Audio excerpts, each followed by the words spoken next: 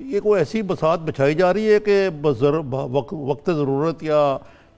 Timing خود choose کر کے آپ کوئی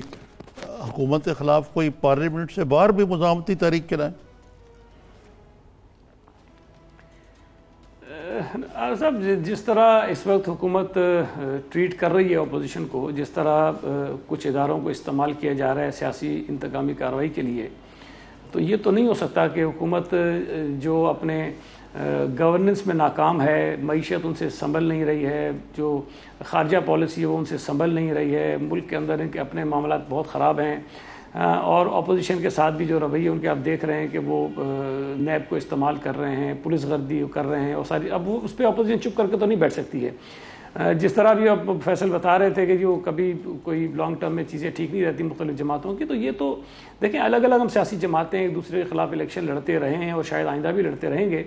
لیکن اگر کچھ ایشوز پر اتفاق ہو جاتا ہے تو پھر اس پر متفقہ لائحہ عمل بھی کوئی بنایا جا سکتا ہے۔ تو آج کل جس طرح حکومت جس طرف حالات کو لے کر جا رہی ہے، تو میں نہیں سمجھتا کہ کوئی ایسی چیز ناممکن ہو کہ اس میں حکومت کے خلاف کوئی پروٹیسٹ کرنے کے لیے شاید تمام جماعتیں اکٹھی ہو جائیں اور ایک لائحہ عمل بنائیں کہ کس طرح اس حکومت کو ٹف ٹائم دیا جا سکتا ہے۔ لیکن یہ عباسی صاحب نے بڑا پرٹیننٹ پوائنٹ اٹھایا کہ پیپلز پارٹی اور آپ کے درمیان، پیپلز پارٹی اور پی ایم ایل این کے درمیان کبھی کوئی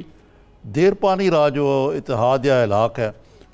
اس میں شاید آپ کا کم قصور ہو، میاں نواز شریف کی اپنی ایک خاص